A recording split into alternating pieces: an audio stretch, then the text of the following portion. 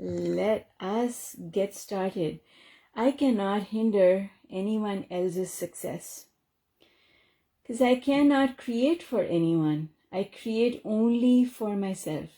So I can't create success for anyone and I can't take it away. It's as simple as that. So, when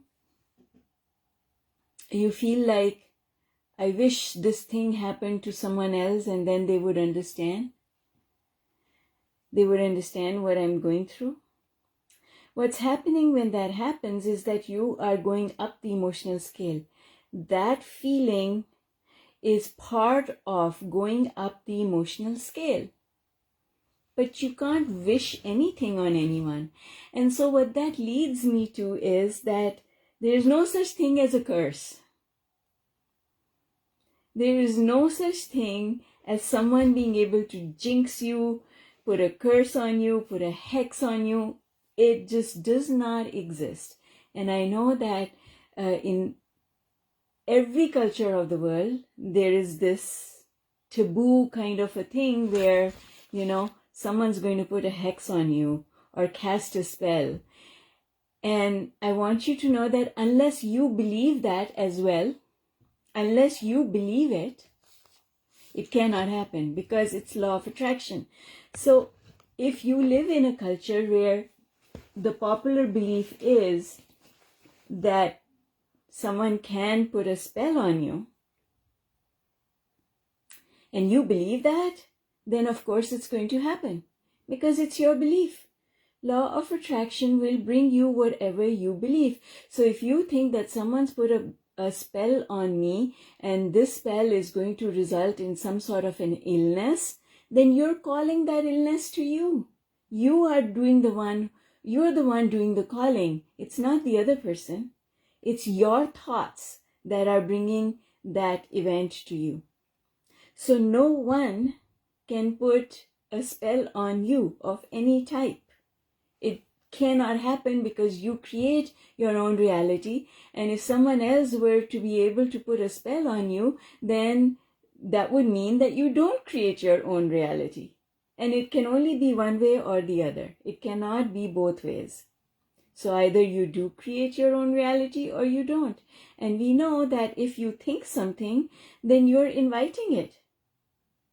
So if you think, oh, that person is jealous, then you're attracting it. You're attracting that negative energy from them. And in certain cultures, people take it a step further and they say, this person is jealous of me, wants what I have, and therefore they're going to put a spell on me. Well, it's your belief that is putting a spell on you because no one else has any power over you.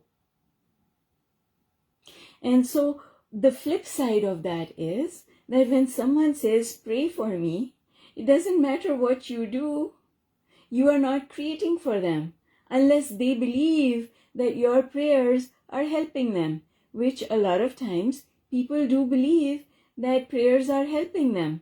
And that's why prayers help. Because it's your belief that helps. And your positive vibration, with your positive vibration or your negative vibration, you have power of influence. Because power of influence is all about momentum. And there are people who act from a negative power of influence and they incite crowds into rioting. Because a riot takes place because of power of influence. In the same way, your positive power of influence can help someone come up the emotional scale, and that's what a prayer is.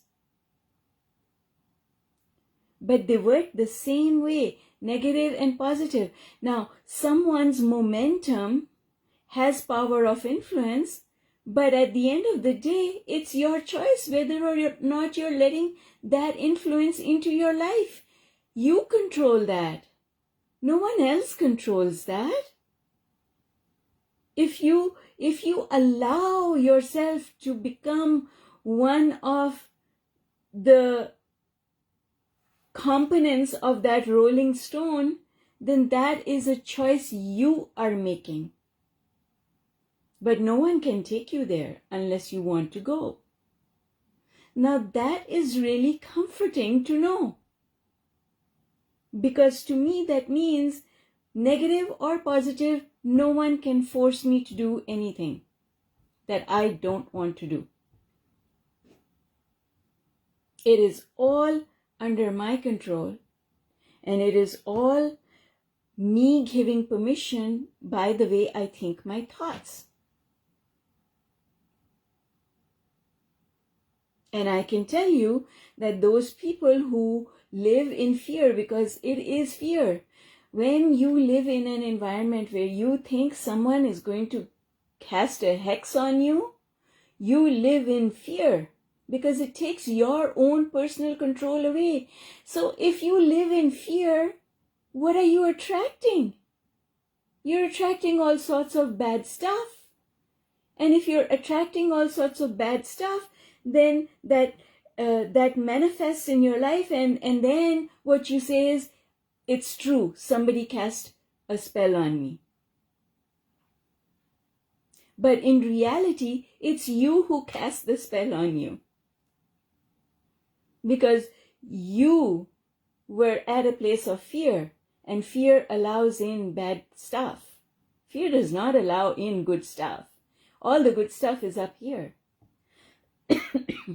In the same manner, prayers work in the same manner as a spell. It's the same thing. It's power of influence. So I can influence you into believing in your well-being, which takes you up here, or at least takes you up to a place of hope, and now you prosper.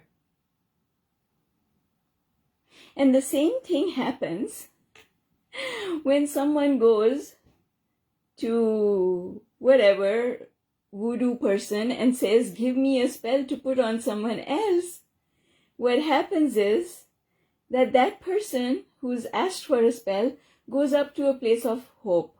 Hope that this spell is the thing that's going to turn things around for them.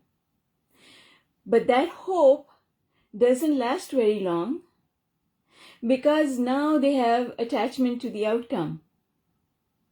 And that brings them right down the emotional scale. So, you see, it's interesting how all of this connects together and works together. Anything that is out there, you can, if you know how the emotional scale works and you know how momentum works, you have the explanation for everything in the way that things happen in the universe. You can explain anything with those two concepts.